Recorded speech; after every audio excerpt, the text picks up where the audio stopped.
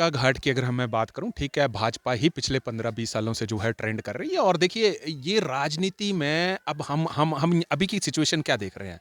विधायक साहब हैं भाजपा के, सरकार है कांग्रेस की। तो ऑब्वियसली सी बात है कि ये राजनीति में चीजें होती हैं। जो अभी देखिए, विधानसभा में भी दिलीप ठाकुर जी ने मुद्दा उठाया कि जी एक बार मुख्यमंत्री जी सरका घाट में आए थे, तो किसी पुलिस अफसर ने उनको मिलने नहीं दिया। देखिए, विधानसभा में उनको बोलना पड़ा। अभी कल की अगर हम स्टेटमेंट देखें तो उन्होंने कहा कि जी मेरे तो चीफ सेक्रेटरी नहीं सुनते हैं, मेरे डीसी साहब नहीं सुनते हैं। अब वो उन बातों में कितनी सच्चाई है, हालांकि एक मौजूदा विधायक अगर ये बातें कर रहा है तो कहीं ना कहीं ये बातें सच है। देखिए, हम कांग्रेस या बीजेपी का यहाँ कंपैरिजन नहीं कर रहे हैं, परंतु बात यहाँ पर ये है कि ये राजनीति होती है और इसमें तो यही देखा जाता है तो कि इसका देखिए, मतलब है कि विकास कार्यों पे जो है वो राजनीति हावी हो चुकी देखिए, है। विकास कार्य में सही बात है, राजनीति हावी हो चुकी है। अब आप बताओ, स्कूलों में वार्षिक पारितोषिक वितरण समारोह किए जा रहे हैं, वहां पे उन व्यक्तियों को बुलाया जा रहा है, मतलब जिनका कोई मतलब ही नहीं है, उनको सम्मान दिए जा रहे हैं। उनको सम्मान दे रहे हैं भैया। आप स्कूल ये क्यों नहीं सोचता कि यार किसी जो हमारे आर्मी के रिटायर्ड लोग हैं या जो शहीद हो चुके हैं, शहीदों की पत्नियां कहाँ पे हैं, विधवाएं कहाँ पे हैं, या उनके द्वारा उनके माता पिता, उनको सम्मान कीजिए।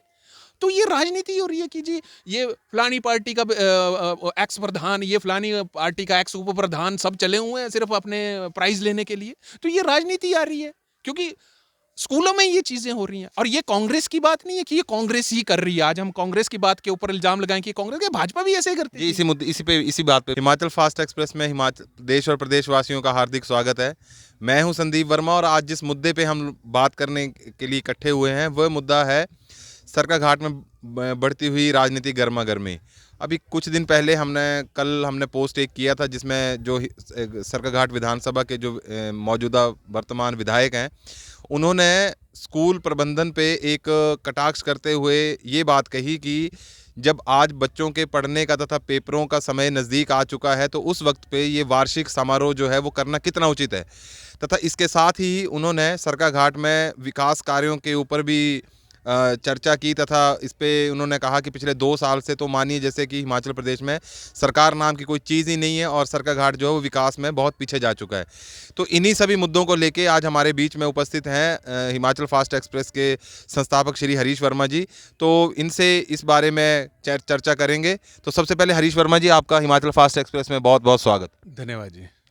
तो जैसे कि हमने कल अपने चैनल पे दिखाया कि जो वर्तमान में विधायक हैं उन्होंने सरका घाट में जो है वो विकास कार्यों में ना होने की बात कही तथा कहा कि हिमाचल जो है, सरका घाट जो है वो हिमाचल में अब बहुत पीछे जा चुका है।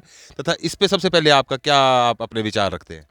संदीप जी, इस सरका घाट की अगर मैं बात करूं तो पीछे तो आप लगा लीजिए कि हम भी खुद सरका घाट में रहते हैं, तो पीछे तो 15-20 सालों से सरका घाट पिछड़ ही रहा है।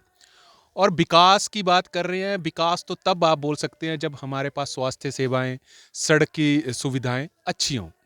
और ये राजनीतिक पार्टियां तो एक दूसरे के ऊपर आरोप और प्रत्यारोप ही लगाती हैं कि चाहे जब भाजपा की सरकार थी तो कांग्रेस के ऊपर आरोप लगाना, कांग्रेस की सरकार थी भाजपा के ऊपर आरोप लगाना। तो ये कहीं ना कहीं ये चीज़ें जो हैं ये चलती हैं राजनीति में। इसके ऊपर तो हम कुछ ज़्यादा टिक्का टिप्पणी नहीं कर सकते हैं। परंतु जहाँ तक आपने विकास की बात करी, विकास की बात हम तब कर सकते हैं जब हम अपने क्षेत्र में सड़क और स्वास्थ्य सुविधाएं अगर पूरी हैं, तब हम विकास की बात कर सकते हैं। जब सड़क और स्वास्थ्य की सुविधाएं सरका घाट में पिछले, आप देखिए कि 17-15-20 सालों से ये चीजें वैसी की वैसी लटकी पड़ी हैं। कोई हमारे पास बलद्वाड़ा अस्पताल की बात करें, सरका घाट सिविल अस्पताल की बात करें, आदमी जूझ रहे हैं। और हिमाचल प्रदेश में तो वैसे ही स्वास्थ्य सेवाओं में डॉक्टरों की कमी है। जो WHO के आंकड़े, वहां पे तो कहा गया कि 5 स्पेशलिस्ट डॉक्टर मिलने चाहिए। तो ये आरोप और प्रत्यारोप लगाना कहीं ना कहीं ये राजनीतिक पार्टियों का काम है। हाँ, जहां तक विधायक साहब ने ये बात की, स्कूल के ऊपर की बात, क्योंकि वार्षिक एग्जाम आ रहे हैं, वार्षिक पारितोषिक वितरण समारोह किए जाते हैं, हालांकि सरकार की गाइडलाइन है कि दिसंबर से पहले ये हो जाने चाहिए। तो ये चीज़ें जो हैं, अब किस स्कूल के ऊपर टिक्का टिप्पणी उन्होंने की उसके ऊपर तो हम ज़्यादा नहीं पा पाएंगे, परंतु एक बात के ऊपर हम ज़रूर इस पे वजन देना चाहेंगे कि उन्होंने कहा कि जो अध्यापक हैं वो अपनी ट्रांसफरों से डरते हैं कि हम अगर फंक्शन ऑर्गेनाइज नहीं करेंगे तो हमारी ट्रांसफ़र हो जाएगी, वाही वाही लूटने की बात करेंगे। तो ये तो ज़्यादातर देखा गया। पिछली बार अगर हम भाजपा की सरकार की बात करें तो चाहे जो हारे हुए भाजपा के नेता थे वो एनुअल फंक्शंस में जा रहे थे, या कांग्रेस की सरकार सरकार है, तो ये तो एक प्रोटोकॉल बना हुआ है पिछले 15-20 सालों की अगर हम बताएं, तो ये चीज़ें तो राजनीतिक चलते जो हैं वो की जाती हैं। तो आप इसमें क्या सबसे मुख्य कारण मानते हैं कि सरकाघाट का विकास कहाँ रुका हुआ है? सरकाघाट का विकास चला कहाँ था जो अब रुका पड़ा है? नहीं, अभी देखिए, अगर हम हमेशा केंद्र सरकार ये कहती है कि आप डबल इंजन की सरकार बनाइए, केंद्र में भाजपा रहेगी, राज्य में भाजपा रहेगी, तो अगर हम राज्य की बात करें तो ऊपर कांग्रेस की सरकार है, यहाँ पे विधायक जो हैं वो भाजपा के हैं, लेकिन इससे पहले जो यहाँ के विधायक थे तो वो भाजपा के थे, लेकिन सरकार भी भाजपा की थी।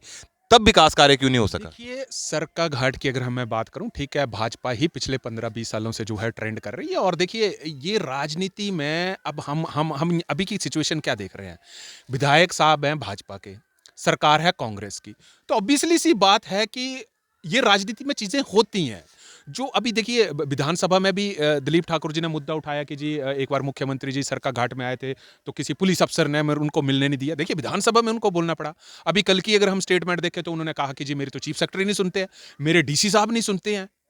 अब वो उन बातों में कितनी सच्चाई है, हालांकि एक मौजूदा विधायक अगर ये बातें कर रहा है तो कहीं ना कहीं ये बातें सच है। देखिए, हम कांग्रेस या बीजेपी का यहाँ कंपैरिजन नहीं कर रहे हैं, परंतु बात यहाँ पर ये है कि ये राजनीति होती है और इसमें तो यही देखा जाता है तो कि इसका मतलब है कि विकास कार्यों पे जो है वो राजनीति हावी हो चुकी देखिए, है। विकास कार्य में सही बात है, राजनीति हावी हो चुकी है।